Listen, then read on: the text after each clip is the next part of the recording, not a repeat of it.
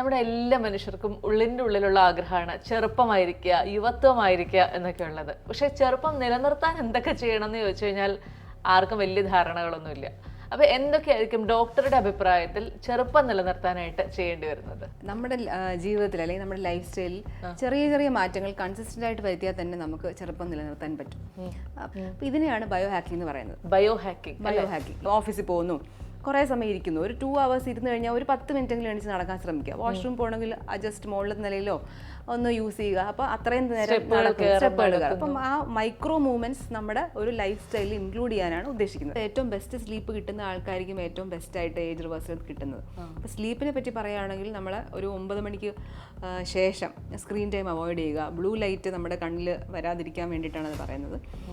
കിടക്കുന്നതിന് മുമ്പ് magnesium supplements അല്ലെങ്കിൽ മെഗ്നീഷ്യൻ റിച്ച് ആയിട്ടുള്ള ഫുഡ് ലൈക്ക് നട്ട്സ്, സീഡ്സ് അങ്ങനത്തെ കാര്യങ്ങൾ യൂസ് ചെയ്യാം.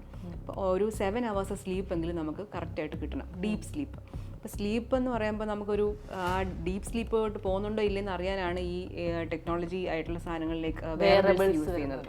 വാച്ചേഴ്സ്, റിങ്സ്, അതെല്ലാം നമുക്ക് വെയറബിൾസിൽ വരുന്നതാണ്. ഇതിൽ sleep, stress, heart rate variability, glucose levels, ഇതെല്ലാം നമുക്ക് വെയറബിൾസിൽ അറിയാൻ പറ്റും. അപ്പോൾ ഒരു പ്രോബ്ലം വരുന്നതിന് മുമ്പ് തന്നെ നിങ്ങൾക്ക് ഡോക്ടറെ അടുത്തോട്ട് നിങ്ങളെ എത്തിക്കുന്ന ഒരു കാര്യമാണ് വെയറബിൾസ്. ഇതെല്ലാം ബയോ ഹാക്കിംഗ് മെത്തേഡ്സിൽ വരുന്നതാണ്. അപ്പോൾ ഈ ബയോ ഹാക്കിംഗ് ചെയ്ത് കഴിഞ്ഞ് കഴിഞ്ഞാൽ യങ് ആയിരിക്കാൻ പറ്റുമോ?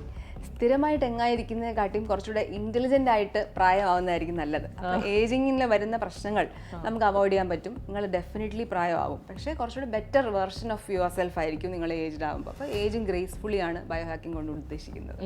ഈ ബയോ ഹാക്കിംഗ് ഇത്തരം കാര്യങ്ങളല്ലാതെ മറ്റേതെല്ലാം തരത്തിൽ ചെയ്യുന്നുണ്ട്? പല രീതിയിൽ നമുക്ക് ബയോ ഹാക്കിംഗ് ചെയ്യാം. Like clinical bio hacking, nutrition bio hacking, എൻവയോൺമെന്റൽ ബയോ ഹാക്കിംഗ്. അപ്പോൾ ക്ലിനിക്കൽ ബയോ ഹാക്കിംഗ് എന്ന് പറയുമ്പോൾ ഇതെല്ലാം നമുക്ക് പക്ഷേ ഒരു അണ്ടർ എക്സ്പേർട്ട് സൂപ്പർവൈഷൻ ചെയ്യേണ്ട കാര്യങ്ങളാണ്. അതിലാണ് നമുക്കിപ്പോൾ ഈ വെൽനസ് ഡ്രിപ്സിനെ പറ്റിയൊക്കെ ഒത്തിരി കേൾക്കാം. അതെ. അപ്പോൾ ഗ്ലൂട്ടത്തയോണെ പോലെ തന്നെ പല ആന്റി ഓക്സിഡൻസ് ഉണ്ട്, ലൈക്ക് നാഡ്, റാപ്പമൈസിൻ, ഇങ്ങനത്തെ ഒത്തിരി കാര്യങ്ങൾ ഈവൻ ഓവറിൻ ഏജിങ് പോലും റിവേഴ്സൽ ചെയ്യുന്നതായിട്ട് കണ്ടിട്ടുണ്ട്.